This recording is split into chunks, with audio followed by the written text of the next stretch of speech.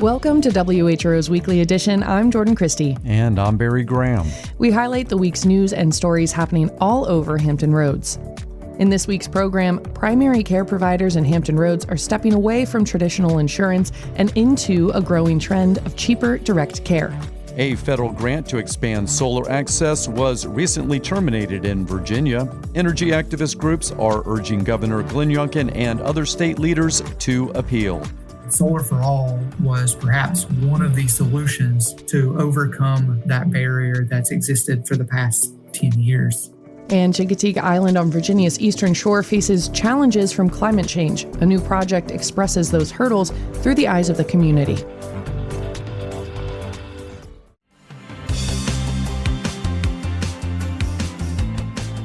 It's WHRO's Weekly Edition.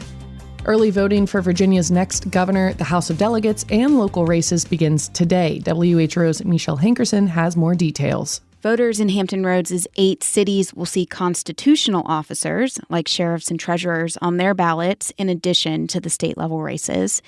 Voters in the region's counties will see county and school board seats on their ballots. Early voting runs until November 1st. Voters can go to their local registrar's office during normal business hours to cast a ballot.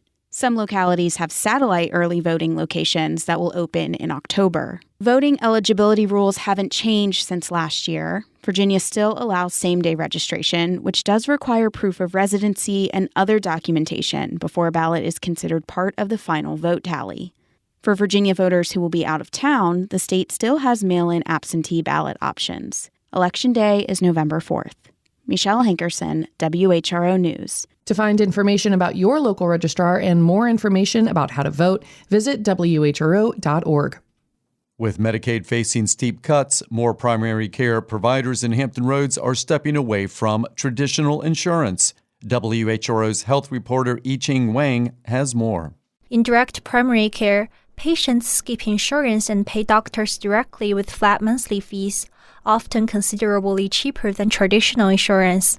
Emily O'Rourke opened one of the first direct primary care clinics in Hampton Roads before the COVID-19 pandemic.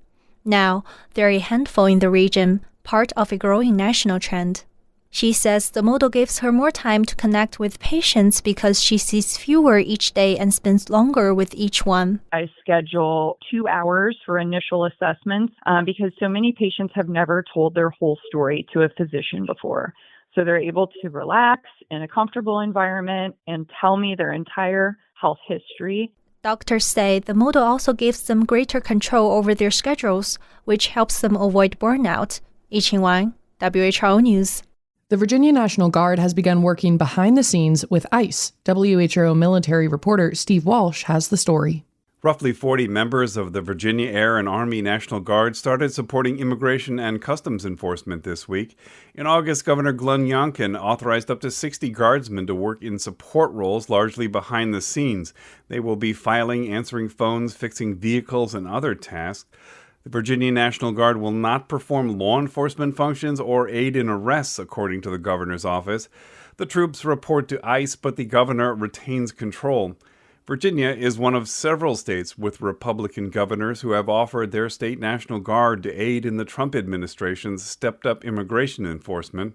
The operation is authorized through November 15. Steve Walsh, WHRO News.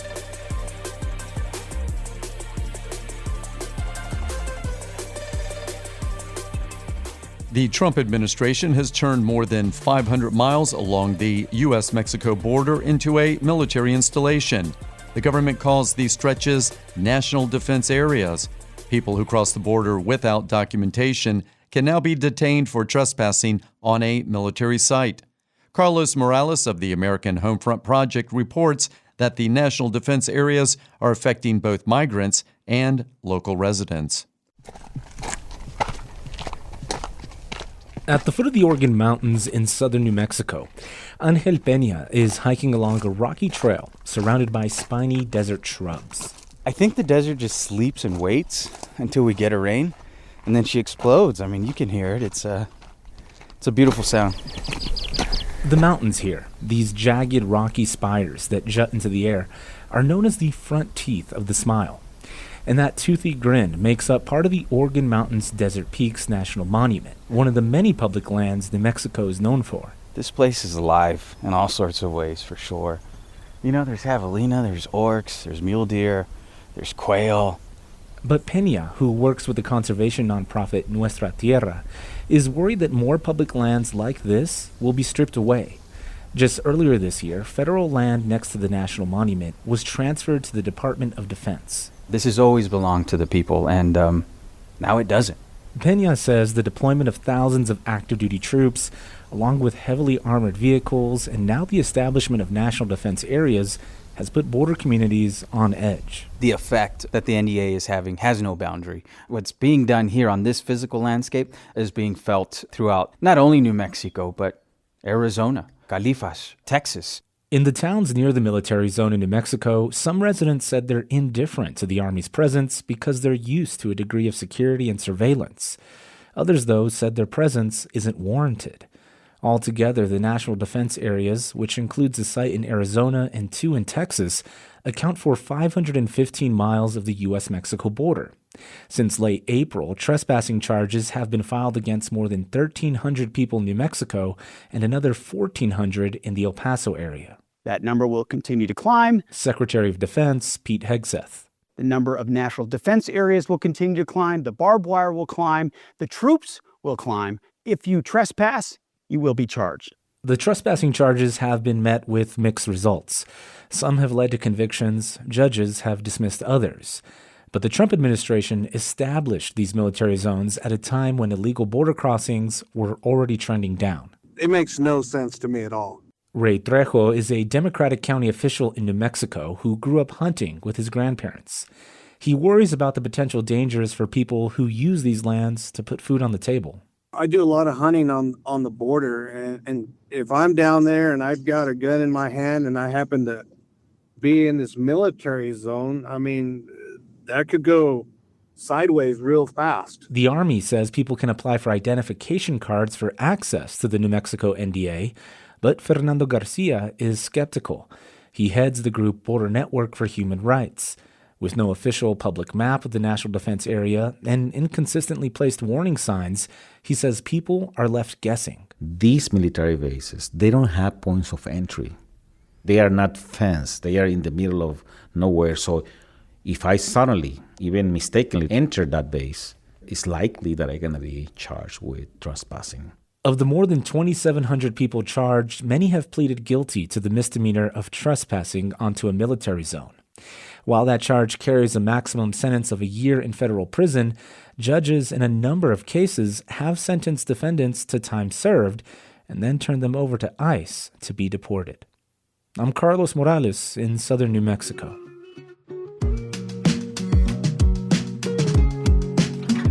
Still ahead on Weekly Edition, one general says Fort Eustis has undergone its biggest transformation for the Army in a generation. But first, Virginia energy groups are urging state leaders to fight the recent termination of a federal grant to expand solar access. WHRO's Catherine Hafner reports. The EPA announced last month it's canceling Virginia's $156 million grant. The program, called Solar for All, would have installed panels on individual homes, multifamily housing, and apartment buildings. Austin Counts, with the nonprofit Appalachian Voices, says the goal was to cut upfront costs of solar power so people with low to moderate incomes could get immediate savings on their energy bill. Solar for All was perhaps one of the solutions to overcome that barrier that's existed for the past 10 years. Appalachian Voices is part of a Solar for All advisory group that was helping the state develop the program. The nonprofit and others in the group recently sent a letter to Governor Glenn Youngkin asking the state to appeal the grant termination. They have not heard back. Catherine Hafner, WHRO News. Artificial intelligence is making its way into medical care. WHRO health reporter Yiqing Wang explains how some providers in Hampton Roads are using AI tools. Surgeon Michael Campbell is using an AI tool called Virtual Guide for bunion operations. The system plans each step of the surgery before patients enter the operating room, cutting up to 30 minutes from the procedure and improving precision. The AI software is to pick the perfect guide. Once you've done that, The hard part of the surgery is done, and then it simply needs to be applied in the operating room. Campbell says the AI tool supports better recovery. Centera, one of the state's largest healthcare systems, hasn't implemented AI in the OR just yet, but is using AI to automate clinical notes. Centera has an oversight program reviewing AI algorithms and outputs to ensure safety and accuracy. Qingwan, WHRO News. PBS North Carolina started laying off employees this week after losing federal funding. WUNC's Colin Campbell has more. Sources familiar with the situation said some affected employees were notified Tuesday that their jobs are being eliminated. CEO David Crabtree says more details on the layoffs will be released after employees are notified between now and next week. He did not provide information on how many positions will be cut. The move comes after PBSNC offered buyouts last month to most of its 140-member staff. Crabtree told WUNC at the time that layoffs could be possible depending on how many staffers accepted a severance package. He said that roughly a quarter of positions might need to be cut. The cuts come after PBSNC lost nearly $5 million per year from the Federal Corporation for Public Broadcasting after Congress voted to eliminate all funding. The funding made up 15% of the station's overall budget. I'm Colin Campbell. 3 musicians are creating a digital map about the history of clawhammer banjo players of Southwest Virginia. WMRA's Roxy Todd has their story. This is Mac Trainum, a banjo player from Floyd County, playing a tune he learned from another musician from this area named Dent Wimmer. Wimmer passed away in the 70s, and the musicians he learned from are gone too. But their stories have been passed down and are being documented in a new digital project called the Masters of Southwest Virginia Clawhammer Banjo Map. Malcolm Smith is the project's director. The real meat of Appalachian music is banjo and fiddle playing together in this ancient, archaic, beautiful sound. That ancient sound, he says, has its roots in Africa. The first people to play the banjo were slaves who learned on similar instruments in their home countries. Black individuals brought it, white individuals saw it. They played together sometimes, played separately, learned from each other. This music also draws on influences from Native Americans, says Smith. Clawhammer banjo playing is different from the style of banjo in bluegrass music. And what makes it unique is it's that downstroke. It's got a hard rhythm beat because it's going down all the time. Bluegrass banjo is an up-picking style. Clawhammer banjo is also older than bluegrass. It was born in the Blue Ridge Mountains of Southwest Virginia. Here, there can be different styles as you travel. They converge in places along the New River where musicians gathered and still do today. Like in Galax, for example, there's probably 13 different styles and influences of clawhammer right in that city. This music grew out of informal dance parties in living rooms and porches. Groups of friends and family across Southwest Virginia still keep these traditions alive, says Jason Phillips, a fiddle player from Carroll County. And we bring instruments and food. And that's something that they did in the old days. That's something that's always going to continue. Phillips, who in addition to being a musician is also a computer programmer, is designing the website for the banjo map. He says during the pandemic, many of these in-person jams went away. And as more people go online to learn, they often don't get the stories and context behind the music they're playing, says Smith. And what we're finding is that people, particularly young people, can go on, see a video of someone teaching third or fourth hand a clawhammer tune, learn it technically perfectly, but not learn any of the history or the, what I call the lore behind the tune. And they're not really playing it the way the old timers played it locally. We just want to give them another tool, to use and to say, yeah, you're on the right track, but now learn the stories so you can tell the stories. And that's when the music becomes powerful. They received a grant from the Mid-Atlantic Arts Organization based in Baltimore, Maryland, to build the website. We feel very humbled by receiving this money. And it's hard to find right now, but it's crucial, I think, to the survival of this way of music and this way of life. Smith notes there are fewer grants for folklorists and artists these days, with so many federal cuts to the arts. Still, they point out that this music and the stories around it survived the pandemic and hundreds of years of American history. There's so many kids playing it these days, and it's something you can't kill off. Trainum holds a banjo he made by hand, an instrument he says is made to offer joy, even in difficult times. Yeah, it's all about the party. Dancing and laughing or whatever. It's always good to have a good time with it. They plan to have a version of their map online by December to start bringing it to libraries and other sites in Southwest Virginia to get feedback and help share it with kids, folklorists, and anyone interested in the stories of clawhammer musicians. In Floyd, I'm Roxy Todd. Oh, you'll never miss your mama till she's gone. No, you'll miss your mama. Miss your best friend. Oh, you'll never miss your mama till she's gone. The Chesapeake Bay watershed has lost a lot of trees in recent years, despite efforts to plant more. WHRO's Catherine Hafner reports. For trees around the bay, there's good news and bad news. The Chesapeake Bay program released its latest progress on tree conservation, which is key to the restoration's plans for preventing pollution. 2024 was the program's most successful year ever for planting new trees in communities across Virginia and 5 other states. Officials say that's thanks to more investment in urban forestry programs. But it hasn't been enough. The Bay watershed saw an overall net loss of more than 28,000 acres of tree canopy over the past decade or so. That's twice the size of Manhattan. These losses mean officials will not meet the tree goals outlined in the Chesapeake Bay Agreement by this year's deadline. Catherine Hafner, WHRO News. General Gary Brito says the deactivation of the TRADOC command at Fort Eustis this month is part of the biggest transformation for the Army in a generation. WHRO military reporter Steve Walsh has the story. General Brito is the final commander of TRADOC. The training command will be deactivated in a ceremony next Friday at Fort Eustis. It will merge with Army Futures Command to form the new Army Transformation and Training Command based in Austin, Texas. Brito spoke to The War Room, which is the U.S. Army War College's official podcast.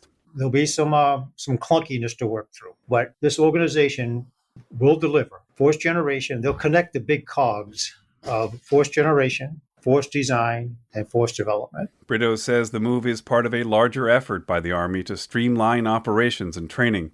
He describes it as a tough and bold decision. Brito will retire following the merger after 38 years in the Army. Steve Walsh, WHRO News. The Vibe Creative District's new hub for the neighborhood's creatives features art workshops, studio spaces, and a gallery space for exhibitions. Kate Nowak reports for WHRO.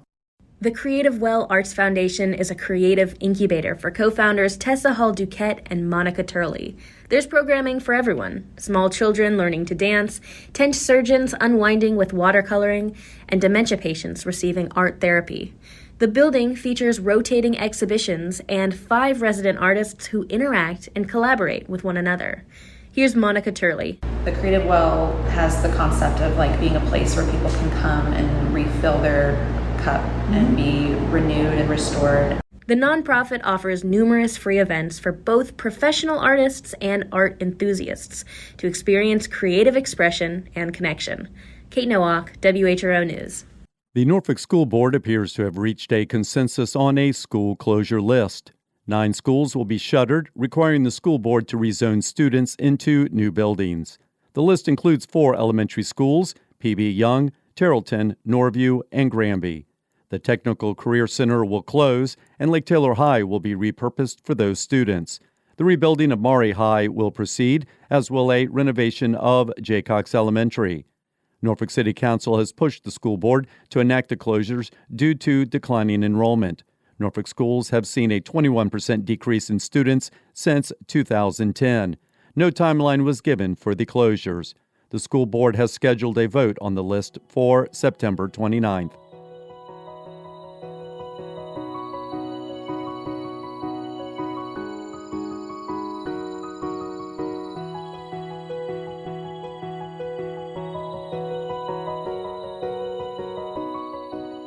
Chincoteague Island on Virginia's eastern shore faces growing challenges from climate change and erosion. A new project aims to express those threats through the lens of the community, literally. WHRO's Catherine Hefner reports. On a recent visit to Chincoteague, the walls of the small island community house are covered with dozens of framed photos. They depict local businesses, nature, and slices of life such as the town's old-fashioned Christmas parade. These pictures are part of a project led by the Accomack Northampton Planning District Commission. The group received a state grant to work on flood resilience and wanted to hear from residents about what they hope to protect. Coastal resource planner Rita Chandler says it started with the idea that a picture is worth 1,000 words. You can talk a lot about things that are going wrong, things that need improvement, but when you see that captured in a photograph, it kind of hits home to you more. Flooding is an issue across the Eastern Shore. Chandler says they chose Chincoteague because of its unique culture and tight-knit community. Officials held a series of workshops, then sent participants out to shoot their favorite spots. Resident Susan Stout took many of the photos on display. This is the resiliency and sustainability section of the project. I happen to have quite a few over here. She points to one image of the Chincoteague National Wildlife Refuge. Everyone loves the wild ponies here, but the southern herd's grazing land is subject to more and more flooding. So, what's the plan for that? Stout started visiting here decades ago and bought a house in 2017. She says she's seen waters rise and land disappear. I live in a home that's on pilings just off the marsh, and it's not lost on me that things are changing and, made me really think about the questions like what is important to me here and what do I want to see preserved for the next 50 years, 100 years into the future. Stout and other participants attempt to answer that through their photos. Broad categories include wildlife, industry, recreation, and island life, showcasing places like Main Street, Assateague Beach, and local marshland. Resident Bettina Dembeck contributed photos including one of a turtle crossing the road, meant to represent the concept of living on island time. She's originally from Germany, but fell in love with Chincoteague more than a decade ago. It's the perfect mix between small enough to kind of know most people, but also big enough and culturally diverse, and not to mention the beautiful nature all around us. Dembeck says she worries about preserving the island's heritage amid its environmental challenges, but she sees the photo project as a good start. It's not about you are right and I'm wrong or convincing people that this is the right way to look at it and to think about it, but to see there's so many different perspectives to it. So where do we find a common ground? How do we move forward? Sherry Dudis with the Regional Planning Commission hopes local government officials will pay attention. We have to get more resilient in the face of various risks. We have all the mapping, we have the science. Now we have to take it up to the level of where are the projects going to be located that address these issues. The Chincoteague Shore Strong Photo Voice exhibit is now on display at the Museum of Chincoteague Island through mid-December. Catherine Hafner, WHRO News. You've been listening to WHRO's Weekly Edition. We had help today from WHRO's Michelle Hankerson, Yi-Ching Wang, Steve Walsh, Kate Nowak, and Catherine Hafner, Carlos Morales with the American Homefront Project, WUNC's Colin Campbell, and WMRA's Roxy Todd. Also Connor Worley, who produced today's show. A reminder that you can always catch full episodes on the Weekly Edition podcast feed. You can get your news updates at WHRO.org and the WHRO Reports podcast feed. For all of us at WHRO and WHRB, I'm Barry Graham. And I'm Jordan Christie. Have a great weekend.